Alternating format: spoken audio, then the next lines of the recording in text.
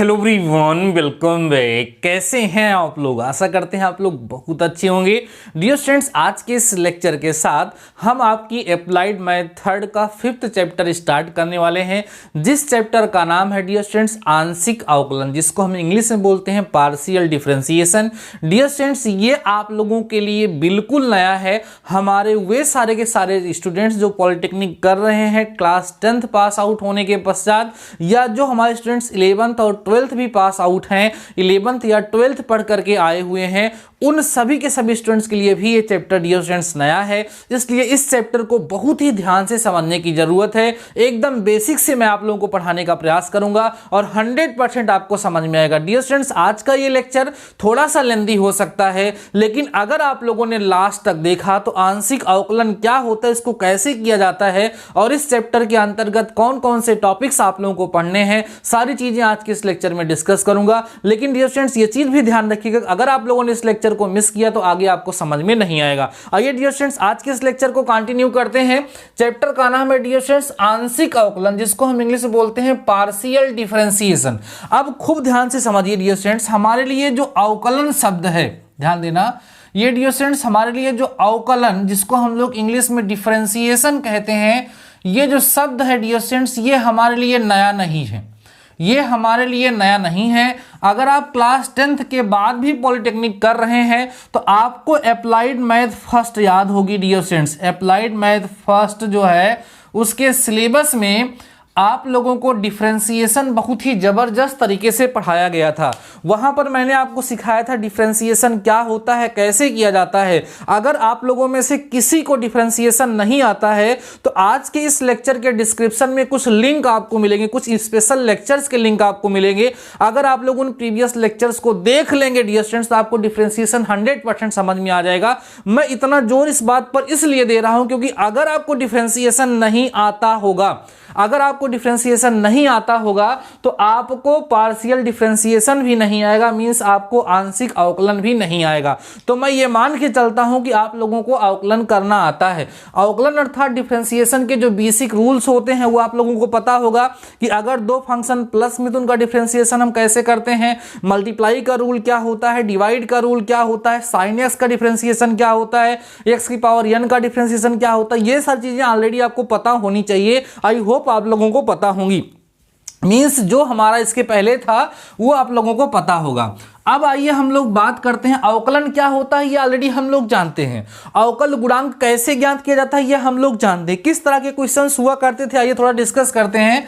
जैसे dear students लिखा होता है y = x² + sin x, और आपसे कहा जाता था कि इसका आप लोग डिफरेंशिएशन करिए, x के सापेक्ष अवकलन करिए या अवकल गुणांक ज्ञात करिए। तो हम लोग यहाँ लिखते थे differentiating with respect to x। ध्यान से बने रहिएगा, एकदम बेसिक से पढ़ा रहा हूँ, 0 to हीरो लेवल की क्लास होगी, लेकिन कहीं स्किप करोगे तो बाद में पछताओगे। तो इसको जब डिफरेंशिएट करते थे तो आपको मिलता था dy/dx = यहाँ लिखते थे d/dx ऑफ x², फिर यहाँ पे लिखते थे आप d/dx ऑफ sin x। याद करिए पुरानी चीजें, तो आपको मिलता था dy/dx = 2x और प्लस में sin x का डिफरेंशिएशन cos x। ये हो जाया करता था, ये अवकलन था। और ये जो प्रोसेस हम लोग करते थे, इस प्रोसेस को डियर स्टूडेंट्स हम लोग क्या कहते हैं, अवकलन, ही इंग्लिश में डिफरेंशिएशन कहते हैं। और ये चीज जो हमें प्राप्त होता है इसको हम लोग क्या कहते हैं, अवकल गुणांक कहते हैं, डिफरेंशियल कोएफिशिएंट कहते हैं। ऐसा हम लोगों ने पहले चल करके डिस्कस किया है। तो ये तो सिंपल सा अवकलन, सिंपल सा अवकल गुणांक प्राप्त करने की प्रक्रिया थी। ये सारी चीजें हम लोग यूज करेंगे। अब आइए थोड़ा चर्चा करते हैं कि ये आंशिक अवकलन क्या होता है, किसी भी फंक्शन का आंशिक रूप से अवकलन करने से क्या तात्पर्य होता है, आइए समझते हैं। डियर स्टूडेंट्स, अभी हम लोगों ने प्रीवियस चैप्टर में डिस्कस किया है कि जो फंक्शन होते हैं वो एक से अधिक चरराशि के भी हो सकते हैं। जैसे अगर हम यहाँ पे लिखे थे y = x + 5, तो यहाँ पर y जो था डियर स्टूडेंट्स वो x का फंक्शन था, केवल एक चरराशि थी। लेकिन कहीं z = x + y लिख दिया जाए, इसका मतलब ये हमारे पास जो z है उसकी वैल्यू x और y दोनों पर डिपेंड करती है। ध्यान रखिए, z की वैल्यू x और y दोनों पर डिपेंड करती है। इसका मतलब जो z है हमारा वो x और y दोनों का फंक्शन है, जबकि यहाँ जो y था वो केवल और केवल किसका फंक्शन था, x का फंक्शन था। ध्यान से सुनिए, तो जब ये फंक्शन हमारे पास हुआ करता था, जब इस फंक्शन का हमें डिफरेंशियल कोएफिशिएंट निकालना था तो dy/dx, हमने आपको बताया था कि जो स्वतंत्र चर होगा, जो इंडिपेंडेंट वेरिएबल होता है, उसी के रिस्पेक्ट में हमेशा डिफरेंशिएशन किया जाता है। तो चूंकि इस फंक्शन में केवल एक ही चर राशि है, केवल एक ही वेरिएबल है और वो जो है x है, इसलिए इसका x के सापेक्ष डिफरेंशिएशन अवकलन करके अवकल गुणांक ज्ञात कर लिया जाता है। लेकिन हमने जैसा कि यहां पर एग्जांपल लिया z = x + y या z = x² + sin y, ऐसे मैं लिख दूं तो यहां पर भी हमारा जो z है वो x का भी फंक्शन है और y का भी फंक्शन है, क्योंकि z की वैल्यू हमारी x और y दोनों पर डिपेंड करती है। तो z जो है वो फंक्शन है x और y दोनों का। अब यहां पर चूंकि z की वैल्यू x और y दोनों पर डिपेंड करती है, तो बात ये उठती है डियर स्टूडेंट्स कि इस z का डिफरेंशिएशन हम किसके रिस्पेक्ट में करें, x के रिस्पेक्ट में करें कि y के रिस्पेक्ट में करें। बात समझ में आ रही है? तो इसका मतलब यह है कि दोनों के रिस्पेक्ट में तो हम डिफरेंशिएशन नहीं कर पाते हैं, तो इस तरह के फंक्शन का डिफरेंशिएशन हम लोग कैसे करेंगे, यही आज के इस लेक्चर में, आज के इस वीडियो में आपको सिखाने वाला हूं। आइए धीरे धीरे डिस्कस करते हैं पुरानी बातों को, आज की बातों से मैं लिंक करता हुआ आपको धीरे धीरे आगे की तरफ पढ़ा रहा हूं। कॉपी और पेन निकाल लीजिए फटाफट से डियर स्टूडेंट्स। अगर अभी तक आप लोगों ने अपने इस लेक्चर को शेयर नहीं किया है तो प्लीज अपने दोस्तों के साथ एक बार शेयर कर दीजिए, सभी ग्रुप में शेयर कर दीजिए और बता दीजिए सबको कि आंशिक अवकलन स्टार्ट हो चुका है। आइए बात करते हैं डियर स्टूडेंट्स आगे की। देखो ध्यान से, सपोज करते हैं कि z इज अ फंक्शन, आप ध्यान देना, z is a function of x and y denoted by z = f(x, y)। ध्यान दीजिए सभी लोग, हमने क्या बोला कि अगर z जो है वो x और y का फंक्शन है, मीन्स z = f(x, y) तो हम इस z का डिफरेंशिएशन x के रिस्पेक्ट में भी कर सकते हैं, y के रिस्पेक्ट में भी कर सकते हैं। तो यहां पर हमें समझना है कि आंशिक अवकल समीकरण क्या होता है। अब देखो डियर स्टूडेंट्स, एक बार हम निकालते हैं dz/dx, या इसको हम लोग ΔZ/ΔX, आप बुक में देखेंगे जहां पे डेल्टा बना होगा, ये हम लोग फाइंड करते हैं। उस केस में हम y को कांस्टेंट लेते हैं। क्या लेते हैं? कांस्टेंट लेते हैं। तो ये चीज जो हमें प्राप्त होती है, ये इसका पार्शियल डिफरेंशियल कोएफिशिएंट कहलाता है, पार्शियल डिफरेंशियल कोएफिशिएंट कहलाता है। और इस प्रक्रिया को ही पार्शियल डिफरेंशिएशन, समझ में आएगा, टेंशन मत लीजिए आप लोग। जैसे अब यहां क्या करें हम, अगर x को ले लें कांस्टेंट, x को क्या समझे? कांस्टेंट समझे, और दिए गए फंक्शन का डिफरेंशिएशन हम विद रिस्पेक्ट टू y करें तो हमें dz/dy मिलेगा, या इसको हम लोग dz/dy कह सकते हैं। तो ये भी इसका आंशिक अवकलन कहलाएगा। और यह जो हमें प्राप्त होगा डियर स्टूडेंट, इसी को आंशिक अवकल गुणांक, किसी को पार्शियल डिफरेंशियल कोएफिशिएंट के नाम से जाना जाता है। और इसी पार्शियल डिफरेंशियल कोएफिशिएंट को प्राप्त करने की प्रक्रिया को, इसी को ज्ञात करने की जो प्रोसेस होती है, उसी प्रोसेस को ही पार्शियल डिफरेंशिएशन, उसी प्रोसेस को ही आंशिक अवकलन कहा जाता है। इन शॉर्ट मैं आपको बताना चाहता हूं कि अगर हमारा कोई फंक्शन है z जो x और y का फंक्शन है, तो हम अगर x के सापेक्ष इसका अवकलन करते हैं, x के रिस्पेक्ट में इसको डिफरेंशिएशन करते हैं, लेकिन y को वहां कांस्टेंट, y को कांस्टेंट लेते हुए इस दिए गए फंक्शन का जब x के रिस्पेक्ट में डिफरेंशिएशन करते हैं तो dz/dx मिलता है। इसे हम लोग इसका आंशिक अवकल गुणांक कहते हैं। और अगर जब x को कांस्टेंट लेकर के y के रिस्पेक्ट में करते हैं तो dz/dy मिलता है। इसे भी हम इसका आंशिक अवकल गुणांक कहते हैं। और इन्हीं आंशिक अवकल गुणांकों को प्राप्त करने की जो प्रक्रिया होती है, इनको फाइंड करने की जो प्रोसेस होती है, उसी को आंशिक अवकलन कहा जाता है, उसी को ही पार्शियल डिफरेंशिएशन के नाम से जाना जाता है। बाकी जो फार्मूले आप लोग इसके पहले सीख चुके हैं, वो फार्मूले यहाँ पर रेगुलर तरीके से यूज होते रहेंगे और हमें उन्हें करना भी रहेगा। इतनी बातें सब लोगों को आशा करते हैं समझ में आ चुकी होंगी। ठीक है, धीरे धीरे आगे की तरफ बढ़ते हैं डियर स्टूडेंट्स। एकदम जबरदस्त तरीके से मैं आपको समझाऊंगा, खूब बढ़िया से आप लोग समझते चलिएगा सारे टॉपिक्स को। कुछ फार्मूले बताएंगे, कुछ क्वेश्चंस डिस्कस करेंगे, कुछ नया आप लोग सीखेंगे बहुत ही जबरदस्त तरीके से। आइए समझते हैं कि आंशिक अवकल गुणांक क्या होता है। ध्यान दो डियर स्टूडेंट्स, आंशिक अवकल गुणांक, आंशिक अवकल गुणांक, ठीक, जिसको हम लोग बोलेंगे पार्शियल पार्शियल डिफरेंशियल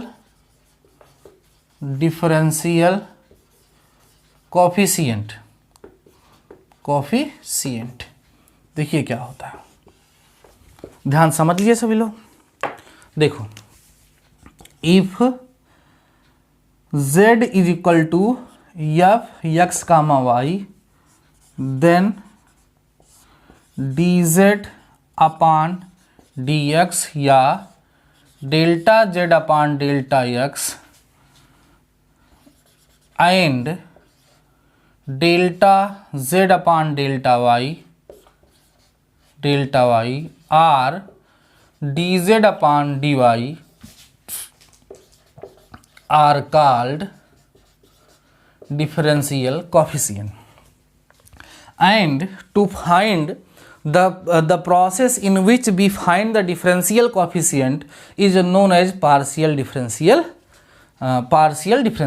ठीक है, यह है partial differential coefficient. यहाँ पर इस केस में y को क्या समझा जाएगा डियर स्टूडेंट्स? y को कांस्टेंट समझा जाएगा, और इस केस में क्या है, x को क्या समझा जाएगा? कांस्टेंट समझा जाएगा। इतनी बात समझ में आ चुकी होंगी आप लोगों को। मैं समझाता हूं आप लोगों को। एक एग्जांपल देख लीजिए,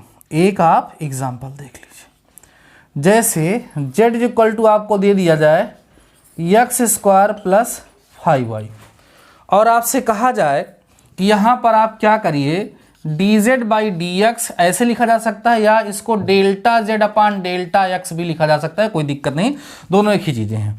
तो इसका कहने का मतलब यह है कि हम यहाँ y को कांस्टेंट समझेंगे और x के सापेक्ष इसका अवकलन करेंगे। तो यहाँ delta z upon delta x आएगा, तो यहाँ delta upon delta x square 5 constant होता है, बाहर हो जाएगा, delta upon delta x half y। ठीक, क्या मिलेगा? Delta z upon delta x is equal to, अब x स्क्वायर का अवकलन 2x हो जाएगा, और y चूंकि इसको हमें कांस्टेंट समझना है तो कांस्टेंट का डिफरेंशिएशन 0 होता है, तो यहाँ 5 इंटू 0 हो जाएगा। तो क्या मिलेगा? dz या अपान dx या डेल्टा जो भी कह सकते हो 2x। डियर स्टूडेंट्स, आपको यहाँ से क्या मिल जाएगा? आंसर हो जाएगा। अगर यहीं पर हमें किसके सापेक्ष करना होता बताइए? अगर हमें डियर स्टूडेंट्स यहीं पे इसका अवकलन करना होता y के सापेक्ष, तो हम लोग इसको कांस्टेंट समझते, ये 0 हो जाता और आंसर 5 आ जाता। ये है आंशिक अवकलन करने की प्रक्रिया, और आंशिक अवकलन करने के पश्चात आंशिक अवकल गुणांक को प्राप्त करने की प्रक्रिया। इतनी बातें आप लोगों को आई होप समझ में आ गई होंगी। ये सब चीजें जो लिखी हुई हैं इसी को हम आंशिक अवकल गुणांक कहते हैं। ये सब क्या है? आंशिक अवकल गुणांक है। समझते चलिए, जबरदस्त तरीके से समझाऊंगा, सारी बातें आप लोगों को समझ में आ जाएंगी, फुल गारंटी है। और डियर स्टूडेंट्स, आज के बाद इस चैप्टर में कोई प्रॉब्लम बचेगी ही नहीं, क्योंकि शुरुआत ही इतनी ज़बरदस्त मैं आप लोगों की कर दे रहा हूं कि आपको इस चैप्टर में फुल इंटरेस्ट आएगा, 100% समझ में आएगी, गारंटी है। बस यही है कि आपका डिफरेंशिएशन मजबूत होना चाहिए। अगर आपका डिफरेंशिएशन मजबूत नहीं है भाई, तब तो प्रॉब्लम आपको होगी, तय है। आइए अगला टॉपिक चलते हैं डियर स्टूडेंट्स। अगला है उच्च क्रम के आंशिक अवकलज। टॉपिक है उच्च कोटि के आंशिक अवकलज। ठीक, partial derivatives of higher orders. Partial derivatives of higher order. इसका क्या मतलब है? डियर स्टूडेंट्स, आइए समझते हैं। आपको याद होगा डियर स्टूडेंट्स कि आपको सिखाया गया था कि जब हम किसी फंक्शन का एक बार डिफरेंशिएशन करते हैं तो उसको हम dy बाई dx से दिखाते हैं, उसी का एक बार और डिफरेंशिएशन करते हैं तो d2y अपान dx2 से दिखाते हैं, उसी का एक बार और डिफरेंशिएशन d3y अपान dx3 इस तरीके से हम लोग दिखाते हैं। तो इसी का मतलब होता है higher order derivatives. Dear student, जब एक से अधिक बार, मोर देन 1 टाइम्स जब हम लोग डिफरेंशिएशन करते हैं तो उस डिफरेंशिएशन के पश्चात जो हमें प्राप्त होता है उसी को हम लोग हायर ऑर्डर डेरिवेटिव कहते हैं। तो उच्च कोटि के आंशिक अवकलज का क्या मतलब है? जैसे हमारे पास z is equal to f X Y. Dear students हमारे पास एक कोई फंक्शन है, तो ये देखिए जैसे हम लोग डी जेड अपान या delta Z upon delta x निकालते हैं, तो ये फर्स्ट ऑर्डर डेरिवेटिव है। इसी को अगर हम एक बार और डिफ्रेंशिएट करेंगे तो delta two Z upon delta X two आ जाएगा। एक बार और डिफ्रेंशिएट करेंगे तो delta three Z upon delta X three आ जाएगा, एंड सो मान ये प्रोसेस बढ़ते जाएगी। या इसको अगर हम लोग चाहें तो D Z upon D X से एक बार और डिफ्रेंशिएट करेंगे D two Z upon D X two से, एक बार और डिफ्रेंशिएट करेंगे D three Z upon D X three से। ऐसे इसको हम लोग रिप्रेजेंट करते रहेंगे। ये सारी चीज़ें आप लोगों के लिए क्या है, पुरानी है, वो बस कुछ नए तरीके से आप लोग इसको सीख रहे हैं। अब देखो, और इसके अलावा आपको पता है कि delta Z upon delta Y एक बार और करेंगे तो delta two Z upon delta Y two हो जाएगा। ऐसे delta three Z upon delta Y three and so on होता चला जाएगा। इसी को हम डी से भी डिनोट कर सकते हैं। इसी को डियर स्टूडेंट्स उच्च कोटि का आंशिक अवकलज कहा जाता है। Partial derivative of higher order इसी को कहा जाता है। एक से अधिक बार करने पर यह चीज हमें प्राप्त होती है। क्लियर हो गई बातें। अब चलिए हम लोग आगे की तरफ बढ़ते हैं। अब डियर स्टूडेंट्स आपको कुछ रूल समझने हैं, उसके बाद फिर हम लोग क्वेश्चन को सॉल्व करेंगे। बहुत ही बेहतरीन लेक्चर हो रहा है डियर स्टूडेंट्स, कंप्लीट लेक्चर को देखते चलिएगा। अभी धीरे धीरे जब आप लोग क्वेश्चन सॉल्व करेंगे ना, तो आपका कॉन्फिडेंस लेवल धीरे धीरे बढ़ना स्टार्ट हो जाएगा और आपको सारी चीज़ें समझ में आ जाएंगी। अब देखिए कुछ मानक परिणाम है डियर स्टूडेंट्स, मानक परिणाम, ठीक है, जिसे हम स्टैंडर्ड रिजल्ट बोल सकते हैं, स्टैंडर्ड रिजल्ट बोल सकते हैं। क्या मतलब है इसका? आपको याद होगा कि दो फंक्शन के प्लस माइनस मल्टीप्लाई डिवाइड का कुछ रूल हुआ करता था, ठीक है। वही सेम टू सेम रूल यहां भी लग जाता है। याद करिए, आप लोग बताया गया था ना, दो फंक्शन अगर प्लस में है तो उनका डिफरेंशिएशन कैसे किया जाएगा, माइनस में उनका डिफरेंशिएशन कैसे किया जाएगा, मल्टीप्लाई में है तो उनका डिफरेंशिएशन, वो सारे रूल यहाँ पर भी अप्लाई होते हैं। आइए एक बार उसको डियर स्टूडेंट्स हम लोग रिकॉल कर लेते हैं कि कैसे होते हैं। देखिए ध्यान से, कहेंगे डियर स्टूडेंट्स, इफ, ध्यान देना, U and V are two functions of two variables, क्योंकि जब दो वेरिएबल होंगे तभी तो पार्शियल डिफरेंशिएशन होगा। सच दैट, कैसे है भाई, कि u equal to F X comma Y and v equal to F G कर दो यहाँ पर जी एक्स कामा वाई। ये दो फंक्शन अगर हमारे पास हैं तो इनका डिफरेंशिएशन में कौन कौन सा रूल कैसे कैसे यूज होगा, आइए समझते हैं, ठीक है। फर्स्ट रूल आप लोग समझिएगा कि ये हमारा d बाई डी एक्स अगर हमें करना होगा किसका, या सॉरी ऐसे लिख लीजिएगा, चलो ऐसे लिख लो कोई दिक्कत नहीं, u कर लो प्लस v करो, तो ये इक्वल किसके हो जाएगा, d by D x of u के plus d by D x of v के। चाहे d बाई डी एक्स कहिए या डेल्टा बाई डेल्टा x कर सकते हैं, कोई दिक्कत नहीं है। दूसरा रूल ये है डियर स्टूडेंट्स कि अगर हमें ऐसे कब मिलेगा, दो फंक्शन अलग अलग, कैसे मिलेगा, u माइनस बी रहेगा तो इसका differentiation d by D x of u अलग होगा, माइनस में d by D x v अलग होगा। उसी तरीके से डियर स्टूडेंट्स जो थर्ड है हमारा d by D x of, अगर हमें u इंटू वी मिल गया, ध्यान रखो u इंटू वी मिल गया, तो आपको याद है ना, फर्स्ट फंक्शन सेकेंड का differentiation plus second function first का डिफरेंशिएशन, ये रूल आपको सिखाया गया था, वो भी यहाँ पर लगेगा। अगला आपको डिवाइड का बताया गया था, d by D X U upon V, तो आपका था डिनोमिनेटर मतलब हर, और अंश का होता था अवकलन, माइनस अंश होता था और हर का अवकलन, और अपान में हर का वर्ग, ये रूल आपको सिखाया गया था। इसके अतिरिक्त आपको ये भी बताया गया था कि अगर हम किसी कांस्टेंट का डिफरेंशिएशन करते हैं, किसी भी कांस्टेंट का डिफरेंशिएशन करते हैं तो वो क्या होता है, जीरो। ये सारे रूल जो हम लोग सिंपल डिफरेंशिएशन में सीखे थे, सिंपल डिफरेंशिएशन में यूज करते थे, वो सारे के सारे रूल यहाँ पर भी एप्लीकेबल होंगे। उन सभी के सभी रूल्स को, उन सभी के सभी नियमों को यहाँ पर भी यूज किया जा सकता है। आई होप आप लोगों को समझ में आ गया होगा। तो इस चैप्टर में मेन क्या है, मेन यही है डियर स्टूडेंट्स कि आप लोगों को पार्शियल डिफरेंशिएशन करना आ जाए। तो पार्शियल डिफरेंशिएशन क्या होता है ये काफी हद तक आप लोगों को समझ में आ चुका होगा। अभी देखिए एक दो क्वेश्चन लेकर के आपके साथ जब मैं डिस्कस करूंगा तो आप लोगों को बेहतर तरीके से डियर स्टूडेंट समझ में आ जाएगा कि पार्शियल डिफरेंशिएशन क्या होता है। फिर इसके अंतर्गत जो कुछ भी टॉपिक्स होंगे, बहुत सारे टॉपिक होंगे, उन सारे टॉपिक्स को धीरे धीरे हम लोग डिस्कस करते हुए आगे की तरफ बढ़ेंगे।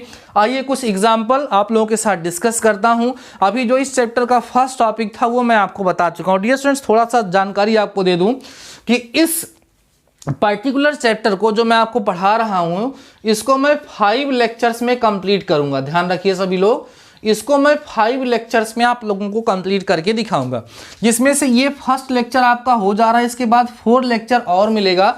हर एक लेक्चर में देखो मैं अलग से क्वेश्चन भी सॉल्व कराऊंगा।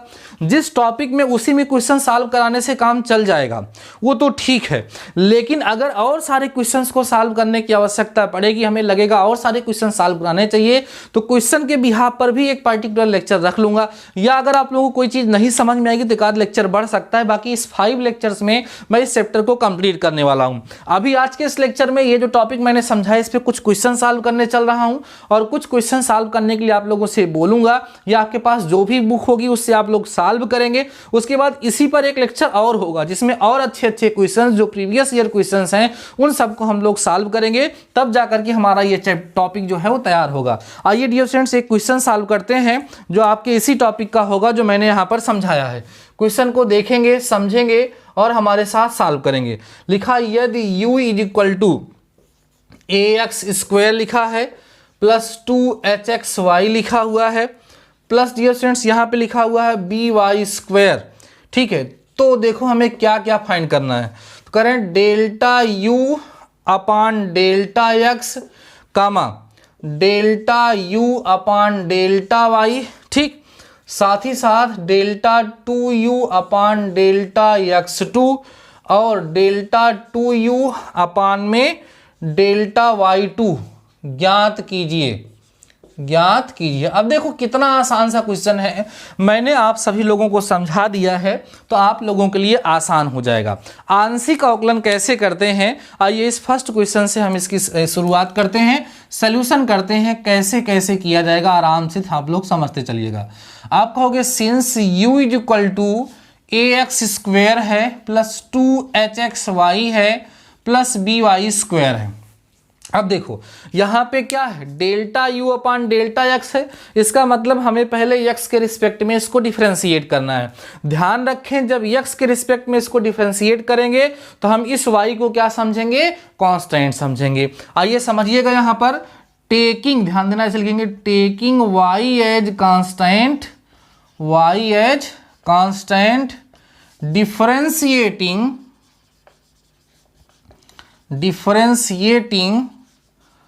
with respect to x, x के रिस्पेक्ट डिफरेंस करिए, क्या आएगा यहाँ पर आपको मिलेगा delta u upon delta x, a बाहर होगा, यहाँ delta upon delta x x square plus यहाँ देखो 2h भी कांस्टेंट है और y भी कांस्टेंट, तो 2hy बाहर हो जाएगा, delta upon delta x of x का डिफरेंशिएशन होगा और प्लस में यहाँ पर ये सब कांस्टेंट तो delta upon delta x of by square, ऐसे आप लोग लिख दीजिए।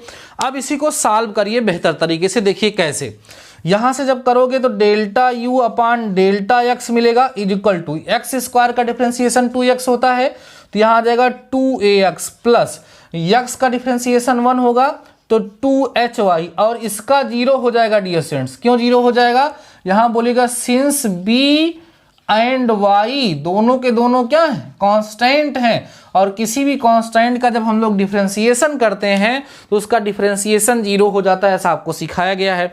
यहाँ जीरो क्यों नहीं हुआ, क्योंकि यहाँ पर x था, इसने इन सबको बचा लिया। अगली बार ये भी जीरो हो जाएगा। तो देखिए हमें क्या क्या फाइंड करना था, जो फर्स्ट वाला हमें फाइंड करना था वो तो मिल गया, जीरो बाद में हटा देंगे। Delta U upon delta x equal हो गया 2ax प्लस 2hy की, ये पहलू आ गई। अब इसी को एक बार और डिफरेंशिएट कर लेते हैं अगेन, तो डेल्टा 2u होगा अपान डेल्टा x2।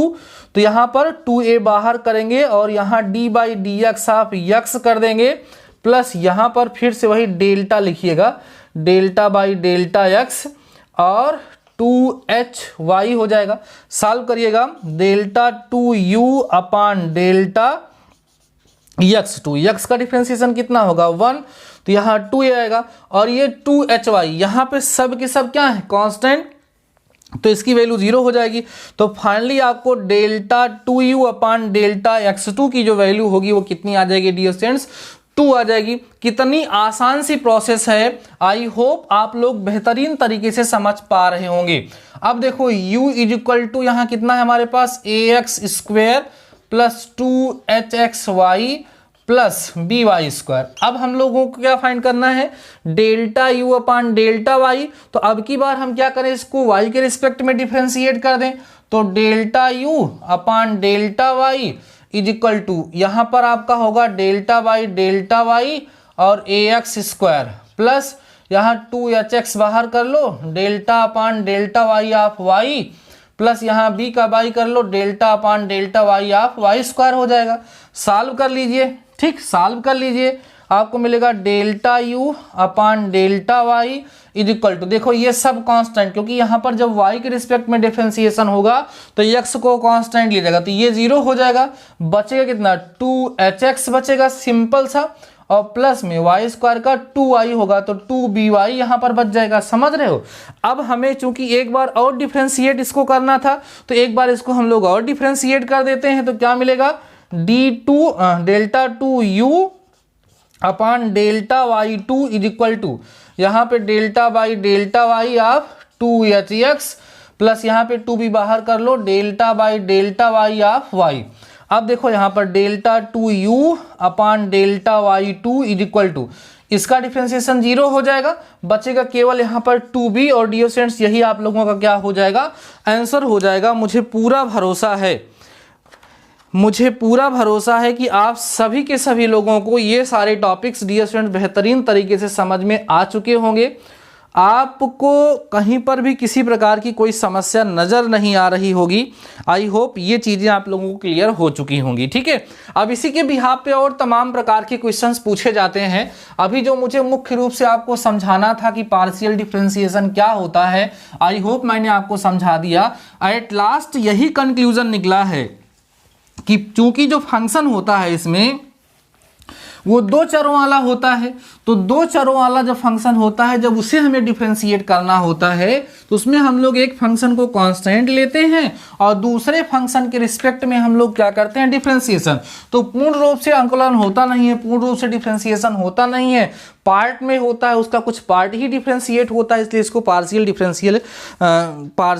डिफरेंशिएशन के नाम से जाना जाता है। एक छोटा सा क्वेश्चन और आप लोगों के साथ डिस्कस करेंगे, देन आज के इस लेक्चर को ही समाप्त करेंगे, फिर आगे हम बाद में डिस्कस करेंगे। एक एग्जाम्पल और देखिएगा, बहुत ही बेहतरीन एग्जाम्पल है। इस तरह का क्वेश्चन भी आपके एग्जाम में पूछा जा सकता है। आइए समझिए क्या है। करा डियर स्टूडेंट्स, यदि u is equal to ax square है प्लस 2hxy है, ठीक, प्लस by स्क्वेयर है, ठीक है, करें तो सिद्ध करें कि, एकदम वही क्वेश्चन है, तो सिद्ध करें कि, देखो तो क्या सिद्ध करना है भाई, सिद्ध करना है कि x delta y by delta x, ठीक है, डेल्टा u होना चाहिए था यहाँ, जहाँ इन्होंने y कर दिया है, delta u upon delta x plus y है, delta u upon delta y है, ठीक है, इज इक्वल जो होगा वो 2u के इक्वल होगा, ऐसा हमें यहाँ पर प्रूफ करना है। तो बहुत ही आसान है। आइए delta U upon delta X और delta U upon delta Y की वैल्यू फाइंड कर लेते हैं, फिर दोनों को देखते हैं कैसे क्या करना है। आइए सिंप्लीफाई करते हैं, सॉल्यूशन करिए, प्रूफ तो हम लोग कर ही लेंगे आराम से। सॉल्यूशन समझिए, सिंस आपको u जो है वो ax square plus 2hxy plus by square given है, तो डिफ्रेंशिएट करो, पहले y को कांस्टेंट लो, तो delta u upon delta x, इसका डिफ्रेंशिएशन अब आपको पता है 2ax आएगा और यहाँ पर आपको 2hy मिल जाएगा, बाकी ये 0 हो जाएगा। इतनी बात सबको समझ में आई होगी। तो delta u upon delta x, यहाँ चाहें तो हम 2 कॉमन ले लें तो ax और प्लस में यहाँ पर आपके पास hy केवल बचेगा बस, और हमारे पास कुछ नहीं बचेगा। इतनी बात समझ में आई होगी आप लोगों को, मुझे भरोसा है कि आप लोग इसको समझ चुके होंगे। अगेन फिर से सभी लोग समझिए, अगेन हमें क्या करना है, इसको delta U upon delta Y के रिस्पेक्ट में डिफ्रेंशिएट करिए, तो इसका डिफ्रेंशिएशन 0 हो जाएगा। यहाँ पर आपके पास 2hx बचेगा और प्लस में यहाँ पर 2by आपके पास यहाँ पर बच जाएगा। बात समझ में आ रही है। अब हम लोग क्या करेंगे, देखिए ध्यान से, delta u upon delta Y करेंगे तो 2 कॉमन कर ले, यहाँ hx आएगा और प्लस में यहाँ पर by आएगा। इसको इक्वेशन फर्स्ट ले लो, इसको इक्वेशन क्या कर लो, सेकंड कर लो। अब देखो हमें प्रूफ क्या करना है, उसके अकॉर्डिंग हम क्या करेंगे, इक्वेशन फर्स्ट को मल्टीप्लाई कर दें x से प्लस इक्वेशन सेकंड को मल्टीप्लाई करके y से और दोनों को ऐड कर दें। अब देखिए यहाँ पर जब x से मल्टीप्लाई करोगे तो क्या आएगा, x आएगा du बाई dx या delta u upon delta x आएगा और प्लस में यहाँ y आएगा और यहाँ delta u upon delta y आएगा इज इक्वल टू। अब जब यहाँ x से मल्टीप्लाई करोगे बच्चों तो 2 तो बाहर रहेगा ही, यहाँ आ जाएगा ax स्क्वायर प्लस h, यहाँ पर हो जाएगा क्या हो जाएगा hxy हो जाएगा, इसमें करोगे तो ठीक है। और प्लस में जब इसमें आप करोगे किससे मल्टीप्लाई, y से करोगे तो 2 तो बाहर रहेगा ही, यहाँ पर हो जाएगा आपका hxy और प्लस हो जाएगा by स्क्वायर, यही तो हो जाएगा ना। अब इसी को सिंप्लीफाई करिए और देखिए आप लोगों को अभी रिजल्ट मिल जाएगा। तो यहाँ मिलेगा h delta u upon delta x plus y delta y upon delta u upon delta y हो जाएगा इज इक्वल टू, पूरे में 2 कर लो कॉमन, पूरे में 2 क्या करो कॉमन कर लो। जब पूरे में 2 कॉमन ले लोगे देखो ax square plus by square बचेगा ही और hxy 2hxy हो जाएगा, तो यहाँ हो जाएगा ax square plus 2hxy plus by square, ये देखिए आप लोगों को मिल जाएगा। और अब देखो ध्यान से, ये किसकी वैल्यू है, u की वैल्यू है ना, तो जब ये u की वैल्यू है तो यहाँ मिल जाएगा x delta u upon delta x plus y delta y upon delta u upon delta y is equal to 2u, और यही आप लोगों को क्या करना था, प्रूफ करना था। तो आपने देखा इस क्वेश्चन में क्या खास बात थी, कुछ खास बात नहीं थी, हमें डिफरेंशिएशन ही करना था। बस उस डिफरेंशिएशन को करने के पश्चात हमें थोड़ा सा इसको अरेंज करना था। जब हमने इसका थोड़ा सा अरेंजमेंट कर दिया तो एक पर्टिकुलर रिजल्ट आ गया, जो पर्टिकुलर रिजल्ट हमें इस क्वेश्चन में प्रूफ करने के लिए दिया गया था। अब आप हमारी बात को कुछ ध्यान से समझिए। अभी डियर स्टूडेंट्स, जो मैंने आप लोगों को ये पार्शियल डिफरेंशिएशन सिखाया है, इस पार्शियल डिफरेंशिएशन में कई तरह के क्वेश्चंस आप लोगों को देखने के लिए मिलेंगे। आसान डिफरेंशिएशन, कठिन डिफरेंशिएशन। आप थोड़ा सा ध्यान रखिए, आपको स्टार्टिंग में जब आप लोग फर्स्ट सेमेस्टर में थे तो जब मैं आप लोगों को डिफरेंशिएशन करना सिखा रहा था तो वहाँ पर आपको सिखाया गया था कि डिफरेंशिएशन हम लोग कैसे करते हैं। तो सबसे पहले कुछ बेसिक रूल सिखाए गए थे, उसके बाद आपको सिखाया गया था कि प्रोडक्ट टूल का यूज़ करते हुए कैसे डिफरेंशिएशन करते हैं, डिवीजन का यूज़ करके कैसे डिफरेंशिएशन करते हैं, लॉग लेकर के कैसे डिफरेंशिएशन करते हैं, इनवर्स फंक्शन का यूज़ करके कैसे डिफरेंशिएशन करते हैं, एक से अधिक बार डिफरेंशिएशन, सारे के सारे रूल, लॉग लेकर के डिफरेंशिएशन वगैरह करना, सारे रूल आप लोगों को अप्लाइड मैथ फर्स्ट में सिखाए जा चुके हैं। तो उन सारे रूल को थोड़ा सा रिवाइज कर लीजिए, क्योंकि लॉग लेकर के डिफरेंशिएशन करने का वाला एग्जाम्पल जो है एग्जाम में बहुत ज़्यादा पूछा जाता है।